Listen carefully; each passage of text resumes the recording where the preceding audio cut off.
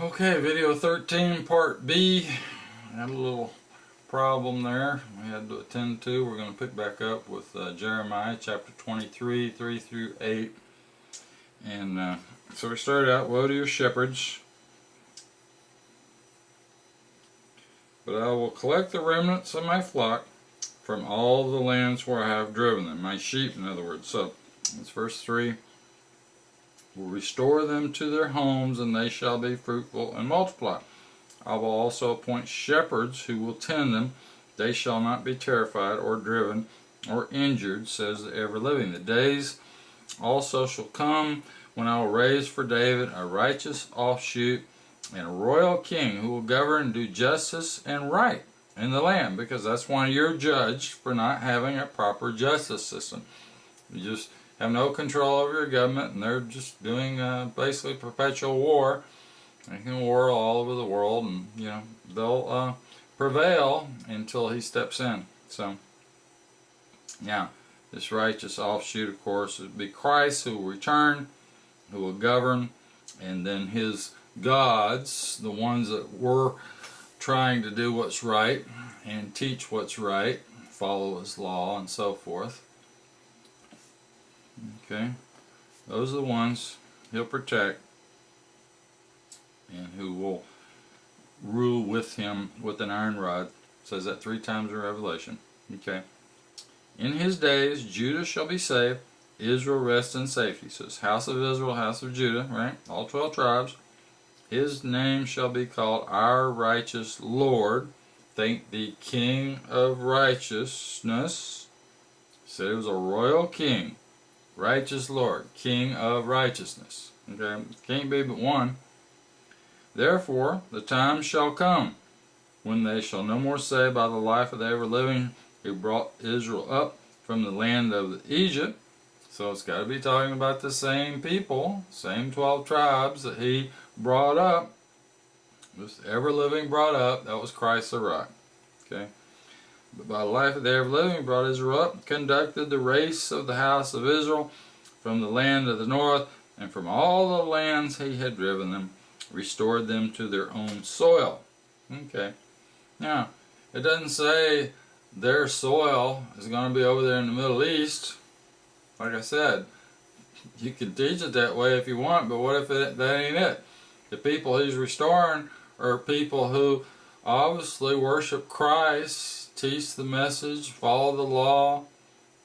Okay. Well, those people over there aren't doing that. So, those are the ones who reject Christ. So, it doesn't have anything to do with the dirt. It has something to do with the people. It's about the people. The king is going to be over the people.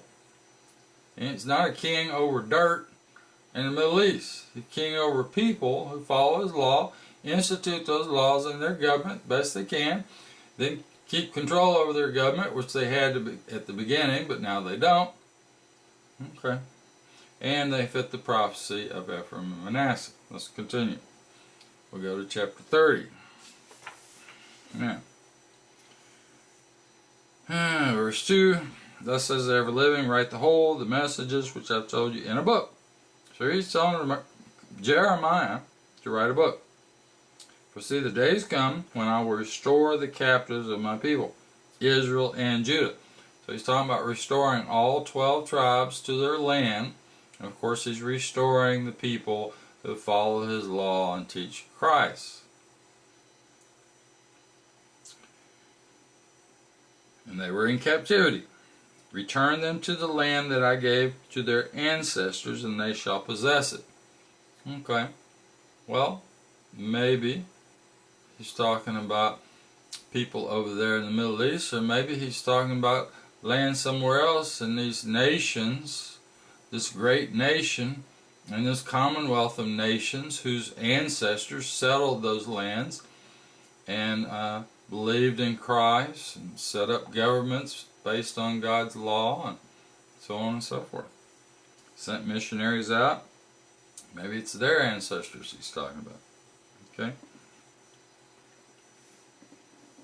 Alright, we'll get down to verse 7. It's a period of distress. Call that Jacob's trouble. And can he be saved from it? Yes. In that day I'll break the yoke from off your neck, snap the shackles. They shall no longer serve the foreigners. Okay, well, what foreigners are you serving right now? Well, we're $21 trillion in debt to a foreign-owned bank. So we're serving foreigners right now. Been serving them since 1913, actually before, but that's when it was passed into law, and all the congressmen and senators all just stood back. And yeah, ever since then they've proclaimed that this foreign-owned bank prints money for our country and earns interest, which creates more and more debt year by year by year and can't be paid off. David their king I will appoint for them. So now Jacob my servant, fear not, and Israel be not depressed. I will rescue you from afar. So again, you were taken out in captivity. You were raised from the land of slavery. When Jacob shall rest in quiet and without terror, I will be with you, think Christ a shield, to save you and make an end of all the nations where I scattered you. But I will not make an end of you, but correct you with justice, and when corrected I will not punish further. That's verse 11. Your bruise is malignant, your wound sluggish. It's 12, no surgeon. Right, so in other words, Christ is the only one that can help you, in other words. So you can read on through there. It should be plainer. All robbing you I will give to robbery. I'll grant you a restoration. So, after all these nuclear weapons go off and all these people die, they're judged, others are taken into captivity. Eventually he's going to save a remnant, 144,000, plus others. I figured it has to be maybe 3 million, but whatever. And then, that's not many, but and he'll bring the others back. And the ones that didn't stick with the message of Christ, and if you did and you were killed for it, well, that's fine. But if you didn't stick with it and said, well, I guess we lost it or whatever, and there's no point in believing in that stuff anymore because our country's destroyed and there's no one living there. That's what it says in one verse. And just forget about Christ, then he forgets about you. He'll drive you into captivity and then he'll kill you. You are Zion for whom nobody cares. That's verse 17. In other words, no one cares about you. You can call on Christ all you want, right? The ever-living, however, says, verse 18, I will restore Jacob's captured halls and will extend his dwellings, build his city on high, found his palace on justice. Again, proper justice system. Sound of song and laughter shall come, they shall be glorious, not depressed, and his children shall be as old with a parliament. Verse 20, before me. Okay, well, you should have a parliament now. It's what he told you to build with a proper justice system. So if you had a parliament, in other words a government with a proper justice system, you wouldn't be destroyed to begin with. This is what the church is supposed to do. Elect godly leaders. Firmly fixed against all his oppressors. His leaders shall come from himself, his governors from his own breast. Well, there you go. You kind of failed to do that. He shall come and approach and touch me, for who like him pledged his heart to approach to me? So they shall be my people, I will be their God. And they will be like gods. You are gods, right? Because God will do all these things, he says, for you, for his family, his 12 tribes. Look, the furious tempest of the anger of the Lord has gone out. That's 23. So in other words, he's judging you. A sweeping tempest, it whirls over the head of the wicked. Flaming wrath of the ever-living will not return until he has accomplished the purpose of his heart. So, again, that's judgment by Christ on those of his people who ignore him and just do whatever they want. You will understand it in the future times, at that period, when I will be a God to all the families of Israel. They will be my people. Okay. Families. It's a family, 12 families. Alright, 31, 2, 3, and 3. Let's just continue on. Mentions the virgin of Israel in 31, 4, which crosses to Revelation 14. Chapter 14, the 144,000, the virgins, it says up there. Okay. Shout to Jacob, be glad. He's at the head of the nations. That's verse 7. Ever living, save your people, the fragments of Israel. Okay. 144,000 plus some others are fragments. Plus some that were sent into captivity. Come back as fragments out of captivity. I'll bring them from the land of the north, collect them from the flanks of the world. Here again, they're spread all over. But predominantly, looking through Isaiah, it appears he lists places that look to be more around the Mediterranean and the Middle East. Pregnant, childing woman shall return together in a great crowd, blind, lame, so on. So, they went away on tears, but on paths of delight I'll send them in jubilee to rivers of water by a level way in which they cannot stumble. For I'll be a father to Israel with Ephraim as my firstborn. Oh, okay. There you go. So there's the prophecy to Ephraim. Nations, hear the message of the Lord. That's verse 10. Report to the distant isles, proclaim it to the race of Israel. And say proclaim it to the world, just the 12 tribes. He who scattered us will guard you or shield you as a shepherd does his flock. Christ the shield. Forever living will redeem Jacob, free him from the hand that's stronger than his. Okay. Free him as Christ the rock, be their king, be their redeemer. And redeeming, especially in Genesis, appears that he's saving you from harm, in other words. Come with cheering at the top of Zion, scream to the Lord's endowment of corn, wine, oil, the young of the flock, and the herd. So you wouldn't need flocks and herds unless you were eating animals, I suppose. For the soul shall be like a water garden, never again endure distress. So, if that place over there is enduring distress right now, which obviously it is and it has been, then it can't be, this is a future prophecy. It can't have already happened. It says never again. So, multiple times it says the same thing. It's an end time prophecy, so it hasn't happened yet. Right, and then if you get down to 15, this is where Matthew 2:18 is quoted. And again, it says, my dear son is Ephraim in 20. Okay, and then we just continue on. Set up your beacons, landmarks. That's verse 21. Yes, the idea of setting up the standard. Return Israel's daughter to your city. How will you wander from your home? Return, for the Lord has prepared a new thing. In that land, a woman embracing a man. Yeah. So now you return. You'll have wives, husbands, and children. And you'll dwell in safety. Future prophecy. Alright. 23. God of Israel. They shall again say this thing in the land of Judah and its cities when I restore you from captivity. Ever living bless you, home of righteousness, hill of holiness. Judah shall reside in all the cities together with farmers and the shepherds of flocks, when I will refresh the weary life, fill every exhausted soul. For see, the days will come when I will sow the house of Israel and the house of Judah.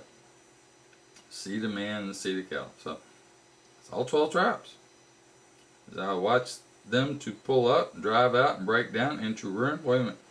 I did it, in other words. So that's Christ saying, I pulled them up, I drove them out, I broke them down, I turned them to ruin and to punish. That's verse 28. It will come in the same way. I'll watch over them to build and plant. So he punished, if you had just done what he said to do, it was just that simple. You got to maintain a proper justice system, base your country on God's law, execute justice, and do everything the way he said to do it. And if you don't, well, you're going to be judged. It's going to destroy your whole country, and then turn around and rebuild it. But, build it properly. sustainably, so it's not all this waste. You won't have all these chemical poisons and poisoned air and chemtrails and everything else, radio waves and EMPs and EMF, right? Those times they shall not again say, the fathers have eaten sour grapes. Verse 29. Children's teeth are set on edge, for a man shall only die for his own faults. Alright, look, the times will come when I will make a new covenant with the house of Israel and the house of Judah. Yeah, exactly. Same thing Hebrews 8:8 says. Time will come when I'll make this covenant. All 12 tribes. So, Hebrews 8:8, all 12 tribes, when there's laws written in their heart. Well, the law is not written in their heart right now, because if it was, you wouldn't need to be judged. After you're judged, brought back, then your country's rebuilt, then you'll never break his law again after that. That's what it's talking about in New Jerusalem. Alright, he goes back. We brought him out of Egypt. So he's talking about 12 tribes. Which covenant they broke, although I was their shield. Christ the shield. But this is the covenant I'll make with the house of Israel after these days. I'll fix my laws in their breast, write them upon their heart. I'll be their God, they shall be my people. All 12 tribes. Laws written in their heart. You're not going to violate his law after you're brought back together. This is an end time context. They shall no more need each to instruct his neighbor and his brother, saying, learn about the ever-living, for all of them will know me, from the least to the greatest. No arguing over what his word is and what his law is and how it's supposed to be carried out. No unjust justice system. Like he said, a man will die for its own faults. You'll still judge people. They can still, people can still do things, commit crimes, but they'll be judged. And his royal priesthood will be the ones who will judge everybody. That's what they're chosen for. It's Hebrews 8:8 is the cross-reference in Ezekiel 36:27. And here he says it kind of in reverse. That if someone could, in other words, take the 12 tribes away from him, then it wouldn't happen, but obviously it will. Okay. Whole race of Israel, that's verse 37. When the city will be built for the ever-living, verse 38. Now it appears, from the way it's written, it looks like it's over there in that land, over in the Middle East. That's what it looks like. But it's not. It's New Jerusalem. The end, it's New Jerusalem. It already tells you in Revelations, New Jerusalem, 1,500-mile pyramid coming down out of heaven, sitting on its foundation. So foundation stones will be laid, New Jerusalem will be set down over an area where you can put a 1,500-mile square pyramid, which you can't put over there in the Middle East, right? Not where, the land was. And you would only put it over this country where they were following God's law and attempting to, and had this great nation. Well, where the great nation is of these Christian Israelites, that's an area where you could put a 1,500-mile pyramid. Shall never be pulled up or thrown down forever and ever. Pretty specific. New Jerusalem will last forever. Alright, 32. Alright. Well, there's other things here, but if you're going down to like 18, 17, the Lord who made the solar systems and the earth by your great power and your directing arms. Let not any of your promises fail. The point is, when you teach that someone other than the Israelites, the Christian Israelites, are going to inherit all the promises to Abraham, then his promises failed. And that's what churches teach. They teach a, message of failure, that they failed. Therefore, it all passed to these Gentiles, except when you read it in Luke chapter 1, it's 12 tribes. The light's coming to the 12 tribes. I went through all the mentions of Gentiles. They're all 12 tribes, except for just a few out of the 98 mentions. I explain those. Show kindness to the fallen, repay the faults of the fathers to the lap of their children after them. That's verse 18. Well, isn't that kind of, okay, if you back up to 31:30, a man shall only die for his own faults. Over here in 32:18, repay the faults of the fathers to the lap of their children after them. So that appears to conflict. Well, there's a lot of stuff like that appears to conflict when you read it. But, how do we know if it's written correctly or what? So you can kind of go before and after and try to get the right context. A lot of times it's just a bad choice of words, but who knows? Or the context is different, either way. The context of one is different than the other, in other words. Your eyes examine all the ways of the sons of Adam. So again, they were called sons of Adam before, the gods, to give each according to his ways and the result of his practices. He appointed signs and portents from the land of Egypt until now, as well as in Israel and among mankind, made yourself a name as at this day. You brought your people Israel from Egypt, 12 tribes, with signs and wonders, verse 21, so it's 32:21, and with a supporting hand and directing arm. So, when he brought them out, a tornado of fire is a directing arm. That's a context of it. Okay. Great splendor gave them a land flowing with milk and honey. So in other words, he made gods out of them because he only worked for the 12 tribes. He didn't do that for the whole world. He just did it for those people. That's it.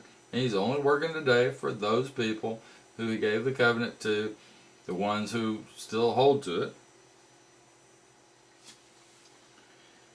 But they listened not to your voice, 23, nor walked according to the laws which you commanded them to practice. So there was Jews against Christ. Therefore you have brought them out to this misery. Again, if you ignore what he said, you're judged. Embankments are approaching the city, will give it to the power. These are the Babylonians. This is 24. Who attack it by the edge of the sword. We know that happens. See, I'm the ever-living God of all flesh. None of my provinces will fail. That's verse 27. He talks about Nebuchadnezzar. So that's a short-term prophecy. Houses where they burn incense upon the roofs to Baal. Drink to seducing gods. That means they insult me because the children of Israel and the children of Judah, all 12 tribes, done wrong in my sight. Children of Israel provoked me by the fabrication of their hands. And presence on account of all the wickedness which the children of Israel and the children of Judah, all 12 tribes, provoked me, the kings, nobles, priests, and preachers. Again, when Christ came, it was the leadership, the kings, the nobles, the priests, the preachers, who he told them, look, you're not doing what I told you to do. You farmers, the ones out here that were just knew that you had to call on Christ, you might not get crops or rain, They tried to follow his law, and these people who were educated rejected it, for the most part. The men of Judah and the population of Jerusalem, they have turned their back, not their face, to me, although I taught them, beginning to teach them early, that's verse 33, but they would not listen nor take correction.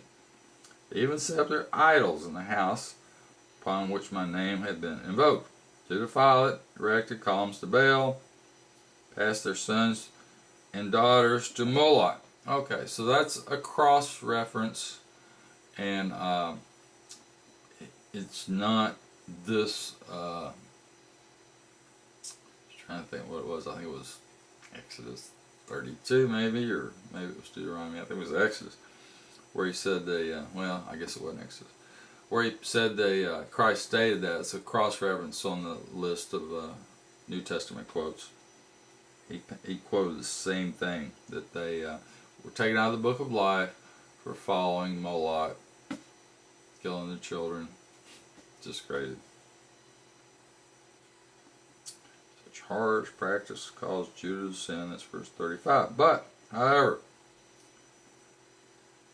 Christ, give me the king of Babel. Plague, I will collect them again from all the countries, verse 37, Where I have driven them in my anger and indignation, I will restore them in a great gathering to this place where they can dwell in security. They will become my people. I will be their God. Also give them a united heart and a united course. They will reverence me continually to their own benefit and their children's after them. So that's their posterity. Okay. I will then record an everlasting covenant with them. Then, when they're reverence him continually, which is what they do after this return from Christ, when he writes the law in their hearts, he judges them, brings them back out of captivity, puts them up as a royal priesthood finally, and records this everlasting covenant with them. Their children will last forever and ever, and they'll never violate his law again. Okay? I will not cease following them with benefits. That's verse 40. I'll put reverence of me into their hearts so they will never abandon me. Okay? So you can't abandon them. That's what he says in verse 40. That's 32:40. Shall also delight to benefit them, plant them in the land firmly with all my heart and with all my soul. So it ain't going on yet. It hasn't happened yet. For thus says every day, when I brought this people all this great misery, then I'll bring all the benefits. So you judge first for a short period of time, it said, briefly, and then it'll bring you back. Okay? 3.5 years. That's what it seems to indicate in Revelation. And farms will be bought in this country where they say it is desolate. That's 43.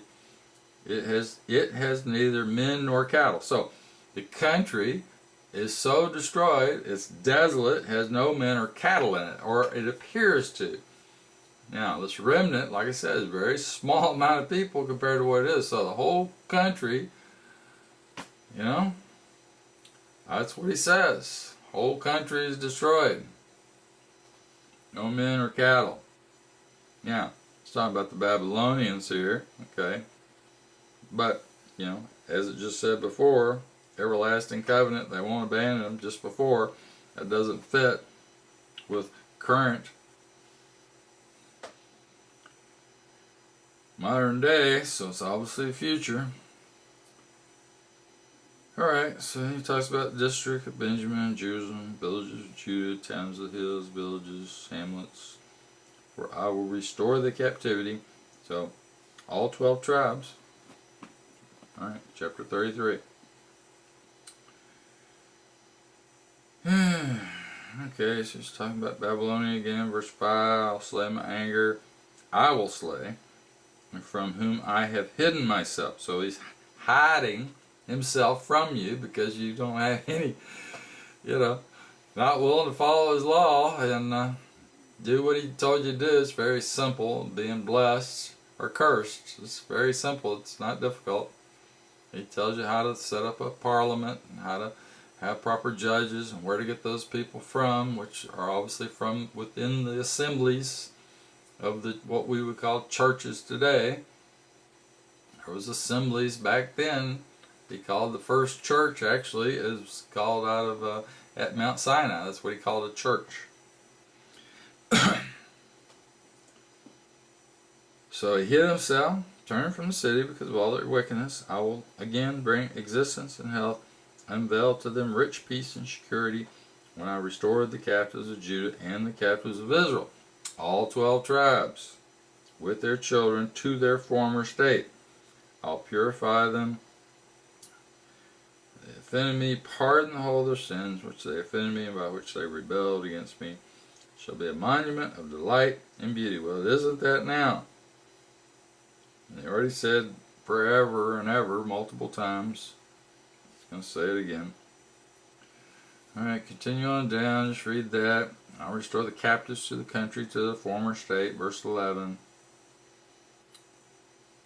Be assured the days come, verse 14, when I'll accomplish this promise, which I promised, house of Israel, house of Judah. In those days and at that period, I will cause a perfect scepter to rise up. Now he's talking about Christ, the scepter. Genesis 49:10. He will execute justice and right in the land. He's really talking about himself, because this is Christ speaking. He's talking about himself. Alright, I'm going to come back in that time. All 12 tribes, bring them together. and will rule over them, and then they're going to be gods, right? In those times, Judah will be saved, Israel will rest secure. So if all 12 tribes are secure right now, and we have this perfect scepter here, executing justice and right in the land, I think we would know it. Or, if it had already been done, 17, for thus says the ever living, there shall not be wanting a man of David to sit upon the throne of the house of Israel. Okay, we see that being fulfilled. Possibly it's Christ, because it just said the perfect scepter, which would be Christ. Alright. Levitical priests, there shall not be wanting a man to offer up burnt offerings, incense, and gifts, and to make sacrifice for all time. Well, that seems kind of weird, since he's supposed to be a perfect sacrifice.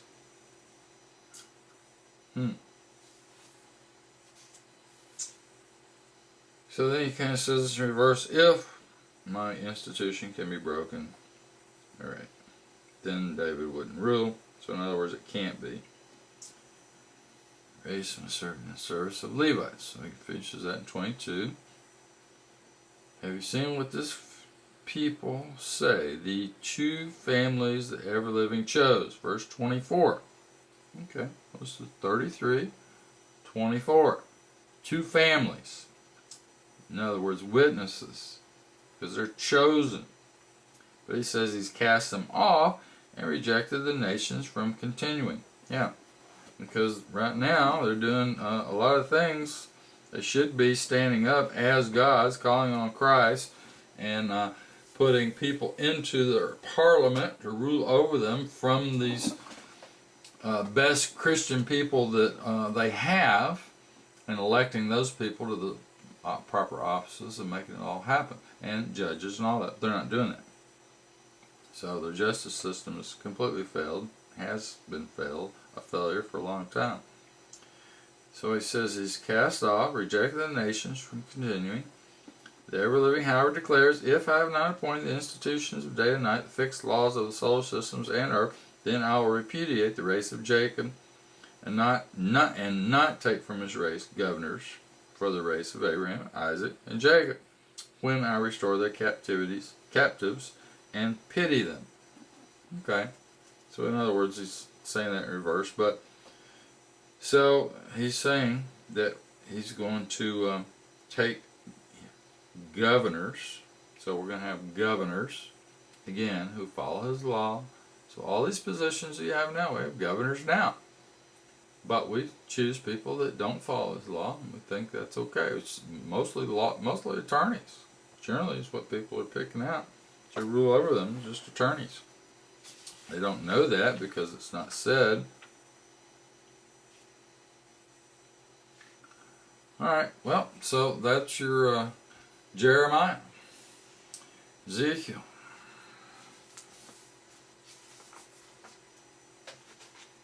35:10, which is kind of a lead in 37. Everybody knows chapter 37.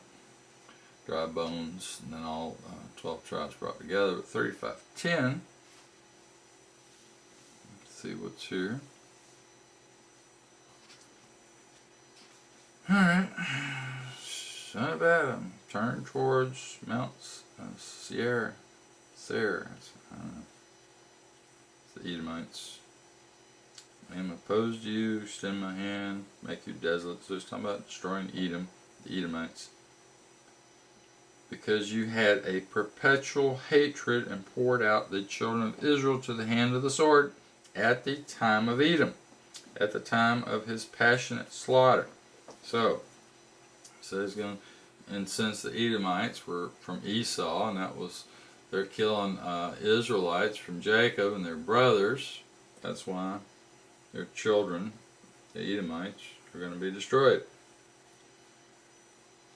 So, it says, make them an everlasting desolation. Verse 9, towns won't be rebuilt. Because you have said, both those nations and those two countries will be mine, and I shall possess them. Well, that is what's going on. The Edomites of today, they run these banks, and it's not just Edomites, but that's part of them. Edomites and Ashkenazis who run the banking system, plus all this military coalitions, and you know, run all these companies and make money selling weapons, and you know, they run all kinds of things, all kinds of businesses. They're the richest of the rich. Keep the perpetual war going, and the whole idea is to destroy these two nations, these two countries, like it just said, which is the two witnesses. The whole idea is to destroy the two witnesses, the great nation, the Commonwealth. That's the whole point. So everything you've been looking at since World War I, since the Civil War, so on, it's all one thing. And we just fail to recognize what the Bible says. And even if people see it, they just they don't get it. Okay, rejoiced over the injuries to the house of Israel when desolate. So apparently they made it desolate. That's verse 15. So he's talking about all Edom shall become desolate and learn that I am the ever living. Now, if they're all dead, then would they really learn anything? Alright, but now, 36. Preach to the mountains of Israel. Mountains of Israel. Because our enemies say, aha, the everlasting hills will be our possessions, therefore proclaim, thus says the Lord. Although they have ravaged, worried you all around to make you a province of broken nations. Okay. Now, a province of broken nations can be, you should realize that were we not a United States, in other words, we would be 50 individual nations, easily. So we would be a province of broken nations just right here in the United States. And it could be called that way. In fact, we're not united. If we're broken, then there you go. We are broken nations individually, right? If we're not united. Okay. Now here, it kind of defines what happened. You return to waste heaps of ashes, deserted cities, that's in verse 4, so that's 36:4. Verse 4. That were plundered and laughed at by the broken nations around you. Okay. I will promise in the fire of my indignation against the broken nations and against Edom, all them who sign my land to themselves as a possession. So they wanted to take over these two countries, it said. So, Ephraim and Manasseh. Therefore, proclaim the soul of Israel. Verse 6.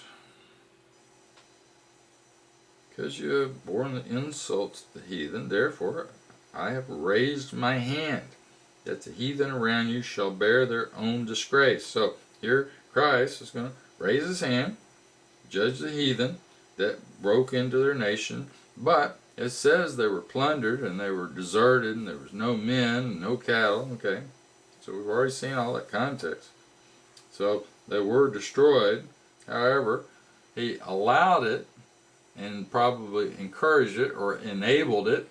So he enabled Edom, in other words, to come in and destroy you, people that hate you, and as judgment for not following his law, but then he restores you. So it's amazing when it's kind of paradoxical when you look at it, but that's what he says.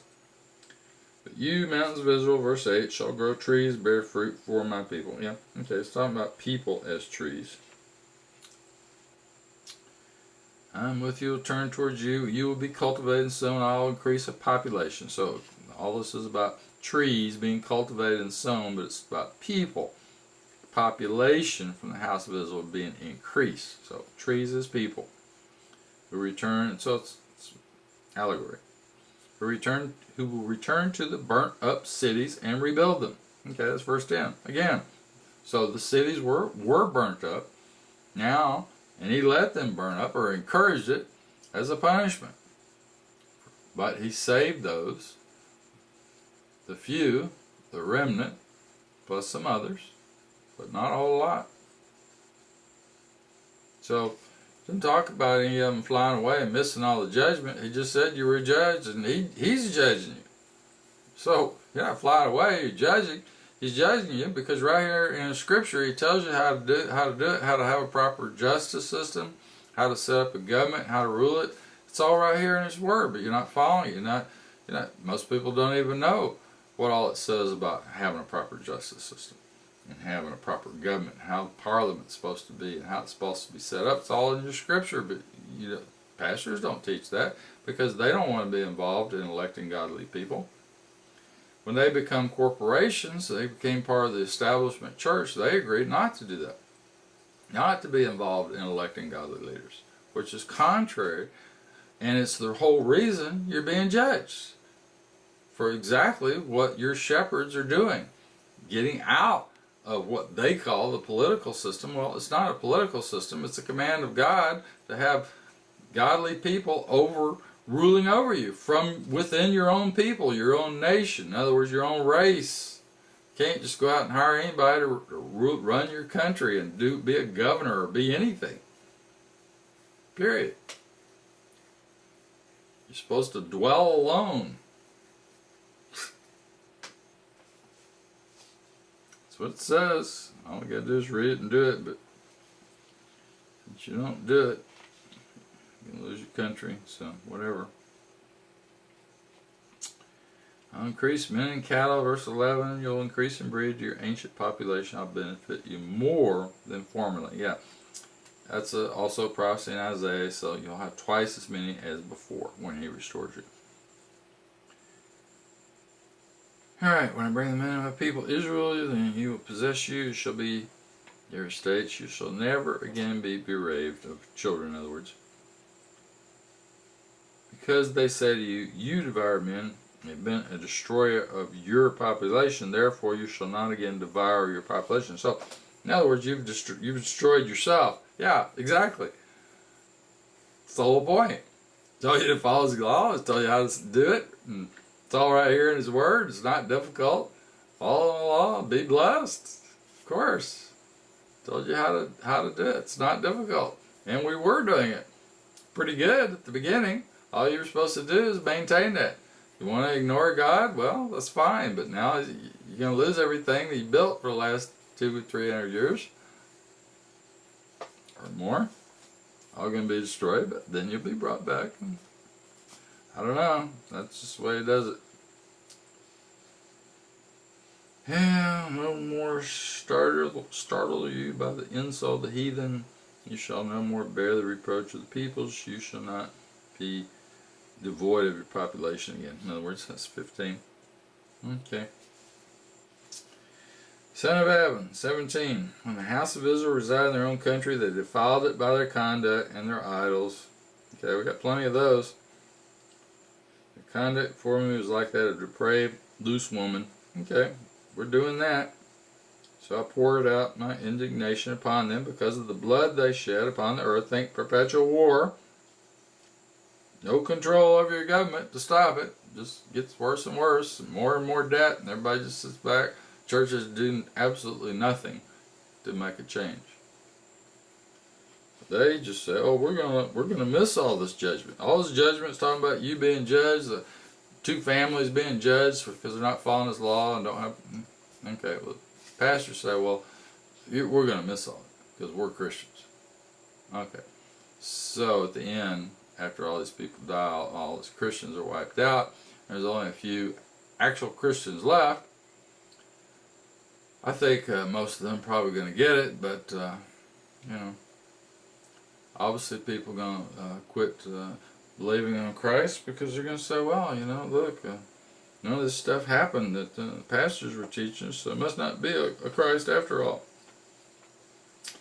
I also scattered them amongst the heathen, littered them in the countries. I punished them for their ways and practices, but upon arriving amongst the heathen whom they were sent, they degraded my name by saying, "These are the people that ever lived." It's like claiming they're Christian, and they're taken into captivity. That's verse 20, and that degrades because of the things that you were practicing. You obviously weren't doing what he told you to do, which is why you're being punished to begin with. So don't claim you're a Christian now.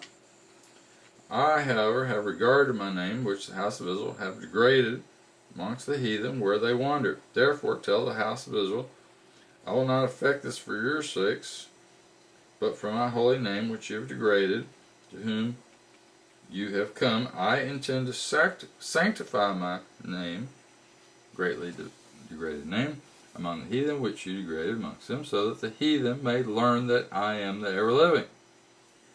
The mighty Lord declares, thank Christ, by my making myself sacred in their eyes through you. Then I'll bring you from the heathen, collect you from all the countries, bring you to your own soul, wash you with pure water, purify you, cleanse you, give you a new heart and a new spirit in your breast. Right, okay. Remove the heart of stone. It's kind of what we got now. Put in a heart of flesh. Put my spirit in your breast. Cause you to walk according to my institutions, regard and practice my decrees. Yeah, there you go. So, after the two witnesses are destroyed and all this has happened, after 3.5 years, it'll be brought back. Then's when we'll have the new covenant. You won't violate his law, so on and so forth. You'll be restored. Then I'll restore you, verse 28, to the country I gave your ancestors. Okay. It doesn't say he's going to restore you over to the Middle East. Just talking about your country where all these Christian people were, but they degraded his name. The only way you degrade his name is if you were claiming to be a Christian. That's what it just said.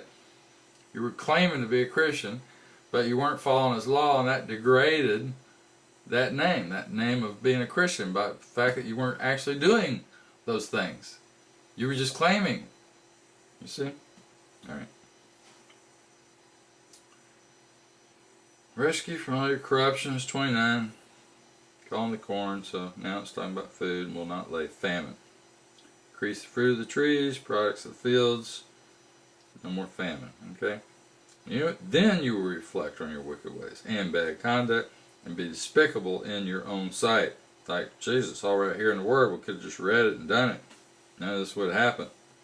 Because of your sins and depravities. I shall do this, not do this for your sakes.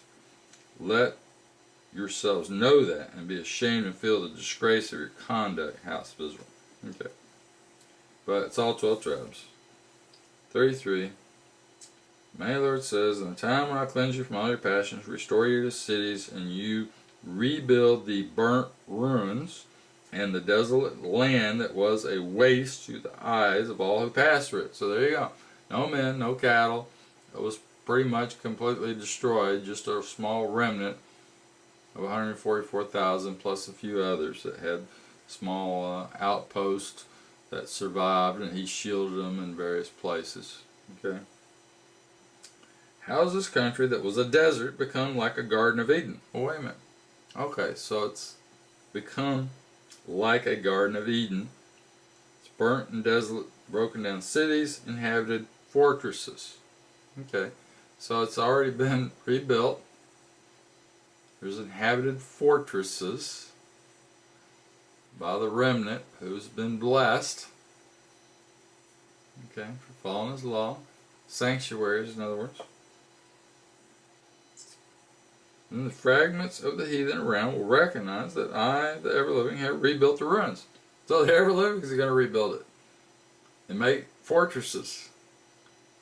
Okay. Of course, for the ones that believe on him and believe that he will do that. So you should be praying that he will do exactly what he just said right here, that he will rebuild all this destruction, that he'll protect you as Christ the shield, he'll fight for you as Christ the rock, he'll be your scepter, your king of salvation, blah, blah, blah. And that during this period of judgment, he'll protect you through, bring the remnant through, just like he, otherwise, what's the point of having a remnant? So he'll protect them in the sanctuaries, he'll direct you to build the sanctuary, he'll protect your sanctuary, he'll protect the people that truly believe on him and truly believe all the stuff we're reading and put it into action in their daily lives, and so on and so forth. Alright, it's becoming a Garden of Eden, so it said that. Thus says the mighty Lord. Now here's the thing, verse 37. Yet I must be requested by the house of Israel to do this. So, you have to understand what you're, praying about. You got to request that he's going to do all these things for you, and the request is that he'll fulfill his promises, and the prophecies to his people. So if you understand what it says, then you say, okay, well, here's what you said you would do. If you're there, if you made it to that point, then you pray that he'll do exactly what it says right here in Ezekiel. Okay, and you ask him to do those things for you, and then he does. Then I'll increase population like sheep. Okay, so you'll have a lot of offspring. Well, you can't have a lot of offspring unless you have wives and so forth. Yeah, well, look at, what was it, Isaiah chapter 4 starts right out. There'll be so few men that they'll have 7 wives. Well, here they'll be increased, those 7 wives will increase your population like sheep.